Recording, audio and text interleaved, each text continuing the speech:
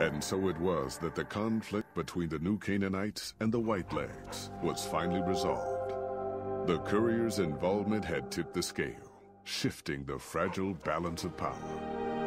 After the Whitelegs drove the Sorrows from Zion, they celebrated by destroying all traces of the valley's former inhabitants. They appealed to the Legion for assimilation, but were denied. Their failure to eradicate the New Canaanites in Grand Staircase and farther up the Colorado had not gone unnoticed.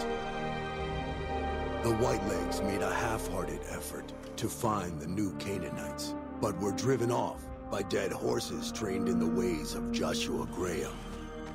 The Whitelegs lost all hope of joining the Legion and disintegrated into a number of petty raiding bands, leaving Zion Valley a polluted cistern. Daniel succeeded in leading the Sorrows out of Zion, as he had wanted to do from the start. The courier protected the Sorrows during the evacuation, ensuring that most reached their destination unharmed. Over the weeks and months to come, Daniel would see to the Sorrows' resettlement in Grand Staircase. Their adjustment to their new home was not without difficulty, but eventually, the Sorrows came to accept the loss of Zion. Having helped Daniel and the Sorrows escape from Zion, the dead horses returned to their home at Dead Horse Point. The tribe continued to learn from the New Canaanites, and over many years built a flourishing community along the banks of the Colorado. Though the tribe's bond would endure, it was Joshua Graham's legend the dead horses would revere, not the tenets of New Canaan's faith. Already weakened by several seasons of bad trading, the Happy Trails Caravan Company was initially discouraged by the results of its expedition. The fate of New Canaan and the evacuation of the Sorrows from Zion made the prospect of trading seem fruitless. When Daniel told his family about the exploits of Happy Trails employee the courier, however, New Canaan decided to repay the company's kindness.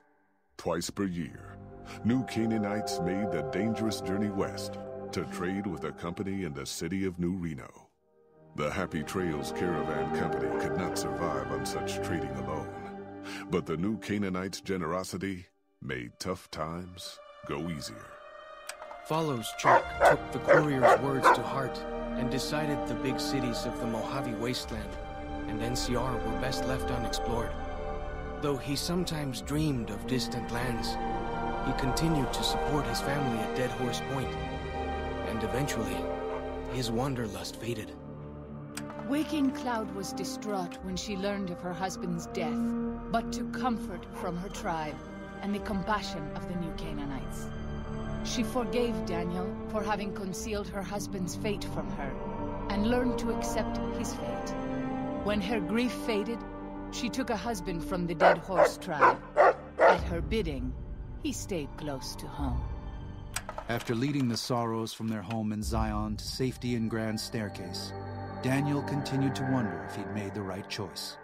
He spent his life evangelizing the beliefs of his people to a new generation of young men and women, as his ancestors had for centuries before him. He was happy with his family, but for the rest of his life, there were nights when he awoke with sadness to find he had been dreaming of Zion. And with that, the courier walked out of the history of the tribes of Zion and back to the gathering storm of the Mojave Wasteland.